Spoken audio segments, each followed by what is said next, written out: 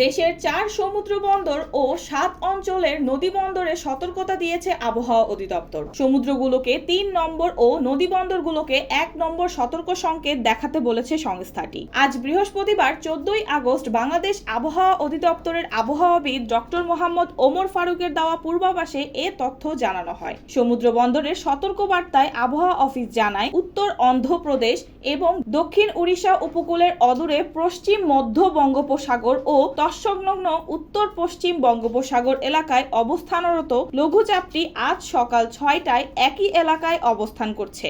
এর প্রভাবে উত্তর বঙ্গোপসাগরে বায়ুচাপের তারতম্যের আধিক্য বিরাজ করছে।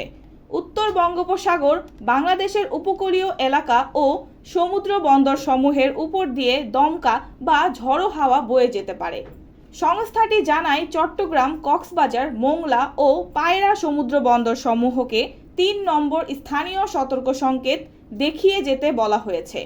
এছাড়া উত্তর বঙ্গোপসাগর ও গভীর সাগরে অবস্থানরত মাছ ধরার নৌকা ও ট্রলার সমূহকে পরবর্তী নির্দেশ না দেওয়া পর্যন্ত উপকূলের কাছাকাছি থেকে সাবধানে চলাচল করতে বলা হয়েছে। নদী বন্দরের সতর্কবার্তায় আবহাওয়া অফিস জানায়, আজ সন্ধ্যা 6টার মধ্যে খুলনা, বরিশাল, পটুয়াখালী, নোয়াখালী, কুমিল্লা, চট্টগ্রাম এবং কক্সবাজার অঞ্চলসমূহের উপর দিয়ে দক্ষিণ থেকে দক্ষিণ পূর্ব দিক থেকে ঘন্টায় 45 থেকে 60 কিলোমিটার বেগে অস্থায়ীভাবে দমকা বা ঝড়ো হাওয়া সহ বৃষ্টি বা বজ্রবৃষ্টি হতে পারে।